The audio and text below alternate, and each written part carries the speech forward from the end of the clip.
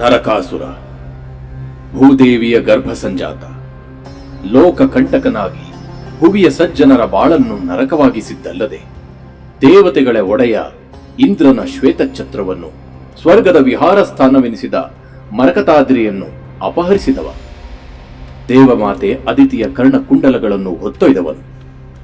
ಅಲ್ಲಿಗೆ ನಿಲ್ಲಿಸದೆ 16,100 ರಾಜಪುತ್ರಿಯರನ್ನು ಬಲಾತ್ಕಾರವಾಗಿ ಅಪಹರಿಸಿ ತನ್ನ ಅಂತಃಪುರದಲ್ಲಿ ಬಂಧಿಸಿಟ್ಟವ, ದೇವತೆಗಳನ್ನೇ ನಡುಗಿಸಿ ಅಟ್ಟಹಾಸ ಮೆರೆಯುತ್ತಿದ್ದ ಅಸುರಕುಲ ಸಾರ್ವಭೌಮ.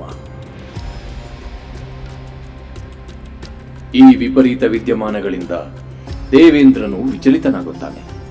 ಕಾಲಕಾಲಗಳಿಂದಲೂ ದೈತ್ಯರ ಅಟ್ಟಹಾಸ ಮಿತಿಮೀರಿದಾಗಲೆಲ್ಲ ಅದನ್ನು ಮಟ್ಟ ಹಾಕಿ ಜಗದೋದ್ಧಾರ ಮಾಡಿದ ಆ ಮಹಾವಿಷ್ಣುವಿನ ಅವತಾರ ಸ್ವರೂಪಿ ಯದುನಂದನನ ಬಳಿ ಇಂದ್ರ ತನ್ನ ಆತಂಕವನ್ನು ಹೇಳಿಕೊಳ್ಳುತ್ತಾನೆ, ಸಹಾಯಕ್ಕಾಗಿ ಅಂಗಲಾಚುತ್ತಾನೆ. ಇಂದ್ರನ ಮನವಿಯನ್ನು ಮನ್ನಿಸಿ ವಾಸುದೇವ ಕೃಷ್ಣ ಗರುಡಾರೂಢನಾಗಿ ನರಕನ ರಾಜಧಾನಿಯತ್ತ ಹೊರಡುತ್ತಾನೆ. ಪತ್ನಿ ಸತ್ಯಭಾಮೆಯು ಜೊತೆಯಾಗುತ್ತಾಳೆ.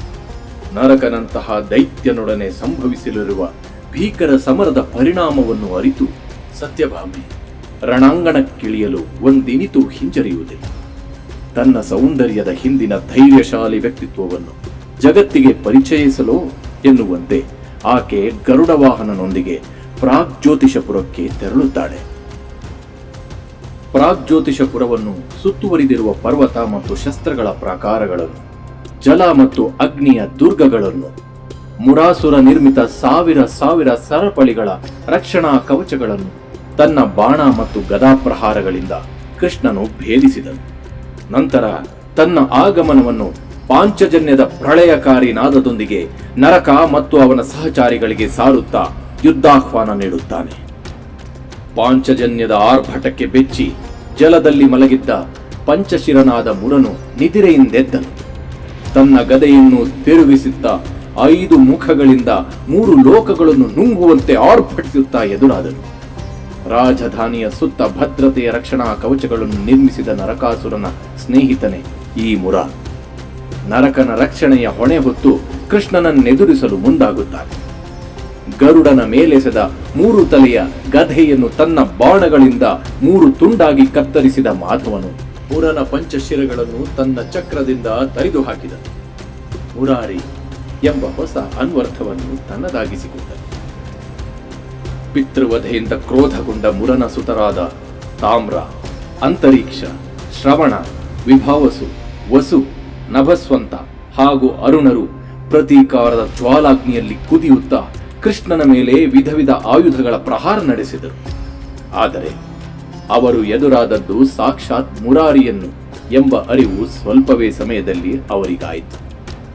ಗೋವಿಂದನು ಅವರ ಪ್ರಹಾರಗಳನ್ನು ಕ್ಷಣ ಮಾತ್ರಗಳಲ್ಲಿ ಧ್ವಂಸಗೊಳಿಸಿ ಎಲ್ಲರನ್ನೂ ಯಮಪುರಿಗಟ್ಟಿದನು. ಸುದರ್ಶನ ಚಕ್ರದ ಧಾರಾಗ್ನಿಯಲ್ಲಿ ದೀಪದ ಹುಳುಗಳಂತೆ ತನ್ನ ಸೈನ್ಯವೆಲ್ಲವೂ ಧ್ವಂಸವಾಗಿರಲು ಅತ್ಯಂತ ಕ್ರುದ್ಧನಾಗಿ ನರಕನು ಸ್ವತಃ ರಣಾಂಗಣಕ್ಕಿಳಿದನು. ಅಗಾಧ ಗಜಪಡೆಯೊಂದಿಗೆ ಹರಿಯನ್ನು ಸುತ್ತುವರೆದನು. ನರಕಾಸುರನಿಗೆ ಮಿಂಚು ಬಳ್ಳಿಯೊಡನೆ ಸೂರ್ಯನ ಮೇಲೆ ಕುಳಿತಿರುವ ಮುಂಗಾರು ಮುಗಿಲಂತೆ, ಸತ್ಯಭಾಮೆಯೊಡನೆ ಗರುಡನ ಮೇಲೆ ಕುಳಿತಿರುವ ಶ್ರೀಕೃಷ್ಣ ಕಂಡನಂತೆ ಎಂದು ಭಾಗವತ ವರ್ಣಿಸುತ್ತದೆ. ನರಕನು ಶತಾಗ್ನಿಯಿಂದಲೂ ಅವನ ಸೈನಿಕರು ಬಾಣಗಳ ಸುರಿಮಳೆಯಿಂದಲೂ ಆಕ್ರಮಣ ಮಾಡಲು ಹಸನ್ಮುಖಿಯಾದ ದೇವಕೀತನೆಯನು ಏಕಕಾಲಕ್ಕೆ ಎಲ್ಲವನ್ನೂ ಹೊಡೆದುರುಳಿಸಿದ. ಮಿಂಚುಬಳ್ಳಿಯಂತಿರುವ ಸತ್ಯಭಾಮೆ ವಿರೋಧಿ ಸೈನ್ಯದ ಮೇಲೆ ಸಿಡಿಲಿನಂತೆ ಎರಗಿದಳು. ಅಗಾಧ ರಣಾಂಗಣದಲ್ಲಿ ಒಂದಿನಿತೂ ಅಂಜದೆ ಪತಿಯ ಜೊತೆ ನಿಂತು ತನ್ನ ಸಾಹಸ ಮೆರೆದಳು. ಜಗತ್ತು ಅಚ್ಚರಿಗೊಳ್ಳುವಂತೆ ತನ್ನ ಯುದ್ಧ ಕೌಶಲ್ಯವನ್ನು ಪ್ರದರ್ಶಿಸಿದಳು. ಮತ್ತೊಂದೆಡೆ ತನ್ನ ಗಜಸೇನೆಯ ಮೇಲೆ ರೆಕ್ಕೆ ಕೊಕ್ಕುಗಳಿಂದಲೇ ದಾಳಿ ಮಾಡಿ ಘಾಸಿಗೊಳಿಸಿದ ಗರುಡನ ಮೇಲೆ ನರಕನು ಶಕ್ತ್ಯಾಯುಧವನ್ನು ಪ್ರಯೋಗಿಸಿದ. ಮದಗಜಕ್ಕೆ ಹೂಮಾಲೆ ತಾಕಿದಂತೆ ಗರುಡನಿಗೆ ಕೊಂಚವೂ ಅದರಿಂದ ಹಾನಿಯಾಗಲಿಲ್ಲ. ನರಕನ ಕೋಪಾಗ್ನಿ ಹೊತ್ತುರಿದು ಕೃಷ್ಣನ ಮೇಲೆ ಶೂಲಾಯುಧ ಪ್ರಯೋಗಕ್ಕೆ ಮುಂದಾದನು. ದ್ವಾರಕಾಧೀಶನು ಸಮಯ ವ್ಯಯಿಸದಂತೆ ತನ್ನ ದಿವ್ಯ ಆಯುಧವಾದ ಸುದರ್ಶನವನ್ನು ಪ್ರಯೋಗಿಸುತ್ತಾನೆ. ಸುದರ್ಶನವು ಪ್ರತಿ ಬಾರಿ ಹೊರಟಾಗಲು ಲೋಕ ಕಲ್ಯಾಣ ಶತಸಿದ್ಧವೇ ಸರಿ. ಹಾಗೆಯೇ ಈ ಬಾರಿಯೂ ಅದು ಪಾಪಿ ನರಕನ ತಲೆಯನ್ನು ಕತ್ತರಿಸಿ ಅವನ ಸಂಹಾರ ಮಾಡಿತು. ದೇವತೆಗಳೆಲ್ಲ ಹೂಮಳೆಗರೆದು ಮುರರಿಪುವನ್ನು ಕೊಂಡಾಡಿದರು. ಧರಾಶಾಹಿಯಾದ ಪುತ್ರನ ಕಂಡು ವಸುಂಧರೆಯು ಅಪ್ರಮೇಯನೆದುರಿಗೆ ಬಂದಳು.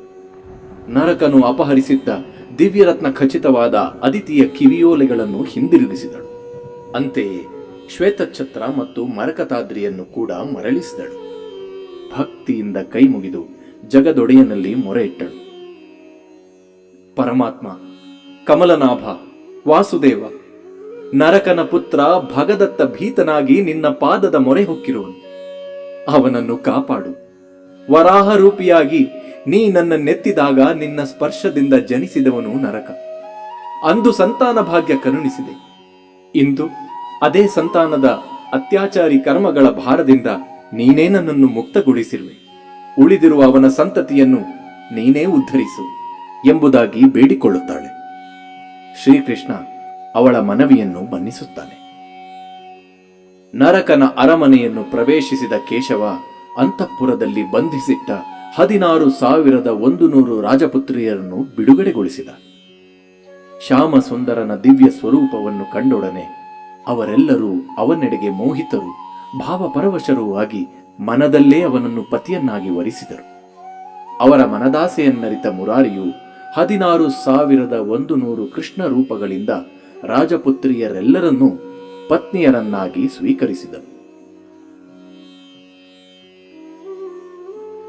ತ್ರಿಲೋಕಗಳಲ್ಲೂ ಕೋಲಾಹಲ ಎಬ್ಬಿಸಿದ್ದ ನರಕಾಸುರನನ್ನು ಶ್ರೀಕೃಷ್ಣನು ಸಂಹರಿಸಿ ಜಗವನ್ನುದ್ಧರಿಸಿದ ದಿನವೇ ನರಕ ಚತುರ್ದಶಿ. ಅಂಧಕಾರದ ವಿರುದ್ಧ ಬೆಳಕಿನ ವಿಜಯದ, ಅಧರ್ಮದ ವಿರುದ್ಧ ಧರ್ಮದ ಗೆಲುವಿನ ಸಂಕೇತ. ಮೂಕಂ ಕರೋತಿ ವಾಚಾಲಂ ಪಂಗುಂ ಲಂಘಯತೆ ಗಿರಿಂ ಯತ್ ಕೃಪಾತಮಹಂ ವಂದೇ ಪರಮಾನಂದ ಮಾಧವಂ.